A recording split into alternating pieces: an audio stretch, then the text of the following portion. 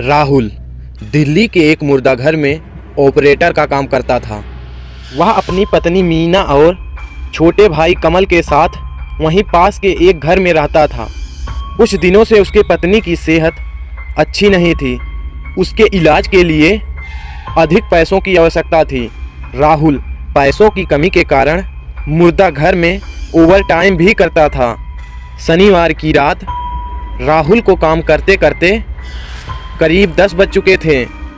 मुर्दाघर के सारे स्टाफ जा चुके थे। राहुल भी अब घर निकलने की तैयारी कर रहा था। वह अपने रूम से बाहर निकल ही रहा था कि अचानक उसकी नज़र सामने रखे टेबल पर पड़ती है। वहाँ पर किसी आदमी की कटी हुई अंगुलियाँ पड़ी थी।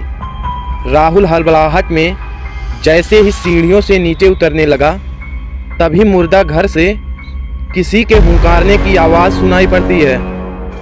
वह सहम उठा। वह घबराहट में उस रूम की तरफ बढ़ा।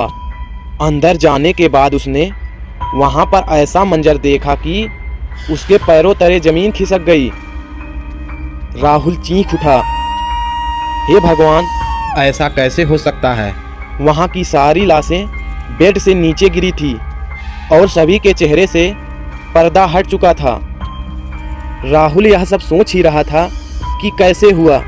तभी अचानक सीढ़ियों पर उसे किसी के उतरने की आहट सुनाई दी। वह जल्दी से सीढ़ियों की तरफ भागा। वहीं उसकी पत्नी घर पर उसका इंतजार कर रही थी। बार बार राहुल को कॉल कर रही थी, लेकिन भागते वक्त राहुल का फ़ोन वहीं मुर्दाघर में गिर चुका था। सुबह होने पर मीना और कमल राहुल के ऑफिस पहुँचे। ऑफिस में बहुत भीड़ लगी थी। सीढ़ियों पर खून के धब्बे थे। वहाँ का मंजर जैसे ही मीना ने देखा, वह धड़ाम से नीचे गिर पड़ी और सब ब्लैक आउट हो गया।